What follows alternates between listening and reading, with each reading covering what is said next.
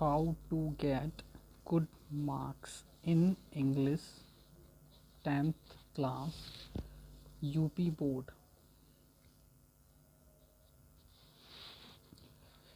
This is the strategy. How many questions are asked in the examination section wise. जैसे कि बात करते हैं सेक्शन ए OMR सीट में पहले नंबर पर अनसीन पैसेज दिया गया होगा, उसमें लगभग 3 क्वेश्चन दिए गए होंगे, यानी कि 3 क्वेश्चन 3 मार्क्स के। फिर ग्रामर सेक्शन आएगा हमारा। ग्रामर सेक्शन में 5 क्वेश्चन दिए गए होंगे 5 मार्क्स के। फिर हमारे पास प्रोज से एक पैसेज दिया गया होगा, उसमें लगभग 2 क्वेश्चन दिए गए होंगे प्रोज सेक्शन से। फिर बात करते हैं प्रोज पैसेज के बाद प्रोज से क्वेश्चन आएंगे मल्टीपल चॉइस। ये सभी OMR सीट की बात कर रहे हैं अपने लोग। 3 क्वेश्चन होंगे। पोएट्री सेक्शन से स्टैंजा पूछा जाएगा, स्टैंजा बेस्ड क्वेश्चन होंगे लगभग 2 मार्क्स के। एंड सप्लीमेंट्री सेक्शन से हमारे पास होंगे लगभग 5 क्वेश्चन। ये कुल मिलाकर 20 क्वेश्चन होंगे हमारे पास 20 नंबर के। ये सभी मल्टीपल चॉइस क्वेश्चन होंगे जिनके आंसर हमें OMR सीट में भरने होंगे। उसके बाद आता है सेक्शन बी।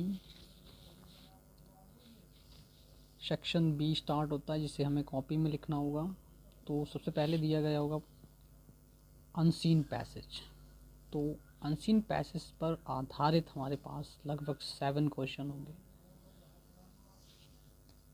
फिर हमारे पास लेटर और एप्लीकेशन दिया गया होगा, उसमें से एक क्वेश्चन करना होगा हमें, जो कि लगभग 4 नंबर का होगा।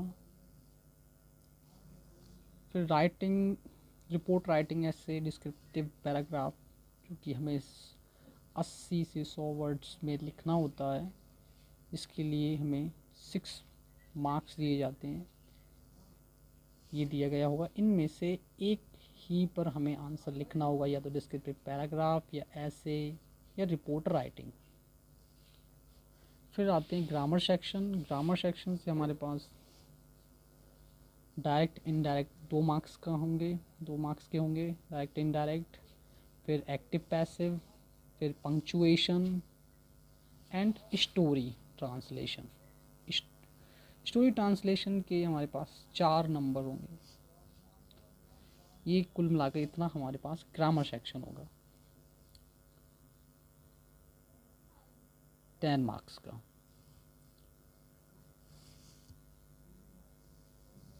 इसके बाद आता है प्रोज सेक्शन। प्रोज सेक्शन में हमारे पास पहले आएंगे शॉर्ट आंसर टाइप क्वेश्चन। 30 से 40 शब्दों के बीच में हमें आंसर लिखना होता है। 2 क्वेश्चन दिए गए होंगे, 3 क्वेश्चन दिए गए होंगे, जिनमें से हमें 2 का आंसर लिखना होगा। 3-3 नंबर के 2 प्रश्न होंगे, जिनके लिए हमें टोटल मार्क्स 6 नंबर दिए जाएंगे प्रोज के आंसर के लिए। फिर हमें प्रोज से एक लॉन्ग आंसर लिखना होगा लगभग 60 शब्दों का, 4 नंबर दिए जाएंगे। 2 क्वेश्चन होंगे, उनमें से एक का आंसर हमें देना होगा। फिर बात करते हैं पोएट्री सेक्शन से। पोएट्री सेक्शन से हमारे पास क्वेश्चन फ्रॉम पोएट्री और 4 लाइन। पहले नंबर पे हमें दिया गया होगा, या तो आप एक प्रश्न का उत्तर दीजिए या फिर किसी पोएम की जो आपके सिलेबस में है उसकी 4 लाइन लिखिए, जो कि पेपर में ना आई हों। इसके लिए हमें 3 मार्क्स दिए जाएंगे। उसके बाद सेंट्रल आइडिया के लिए अलग क्वेश्चन होगा, जिसमें हमें केवल एक सेंट्रल आइडिया लिखना है। 3 पोएम्स गिवन होंगी आपके सिलेबस की, कक्षा 10th की। तो उनमें से किसी एक पर हमें सेंट्रल आइडिया लिखना है, जिसके लिए हमें 3 मार्क्स दिए जाएंगे।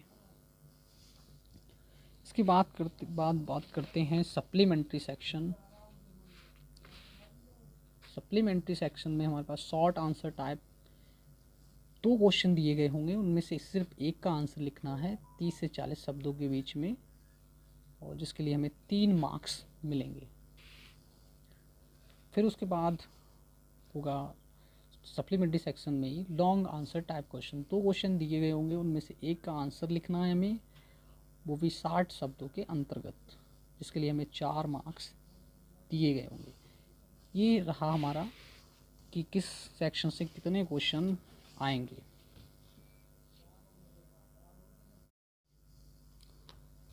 On some point you will have to work, कुछ ऐसे बिंदु जिन पर आपको काम करना होगा, जैसे कि राइटिंग सेक्शन। बात करते हैं राइटिंग सेक्शन, तो writing should be readable.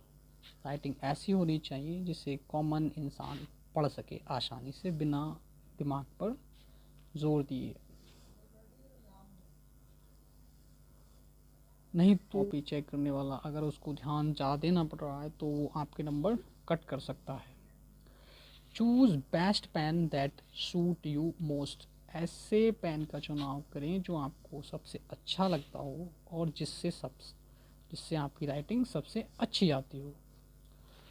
Don't use gel pen, gel pen का चुनाव आपको नहीं करना है किसी भी हाल में, क्योंकि जेल पेन से लिखा हुआ कॉपी में ख़राब हो जाता है, क्योंकि कुछ समय बाद कॉपी चेक होती है, उस दौरान भीगने पर या किसी कारणवश आपकी कॉपी ख़राब हो सकती है, तो जिसमें लिखा हुआ सब बेकार हो जाएगा, उसके बाद आपको नंबर नहीं मिल सकते। स्कोरिंग टॉपिक्स कवर फर्स्ट, ज़्यादा मार्क्स के टॉपिक्स हैं उनको सबसे पहले हमें तैयार करना चाहिए।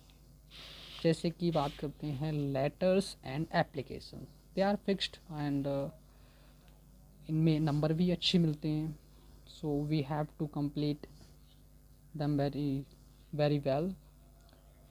ऐसे एंड आर्टिकल्स, सेकेंड टॉपिक है हमारा ऐसे एंड आर्टिकल्स, इनको भी हम अच्छे से तैयार करें।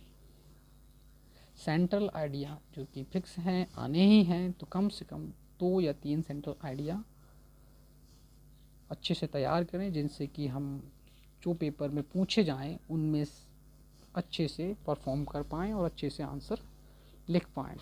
और 4 लाइन्स ऑफ पोएम्स, मतलब कविताओं की 4 लाइनें, तो किन्हीं 2-3 कविताओं की 4-4 लाइन्स याद कर लें,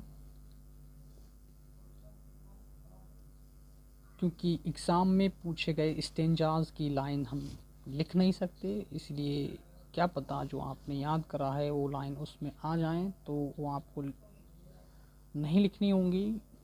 कम से कम आप 2 या 3 पॉइंट्स की 4-4 लाइन याद करें, जो एग्ज़ाम में आए उन्हें ना लिखें।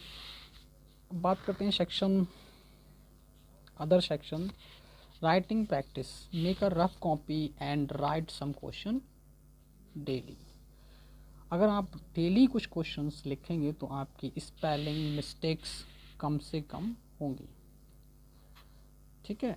इस वजह से आप कुछ क्वेश्चन डेली लिखें। This will make you good in spelling, इससे आप स्पेलिंग्स में अच्छे हो जाएंगे, और अच्छे हो जाएंगे तो इंग्लिश में मार्क्स भी आपके अच्छे आएंगे।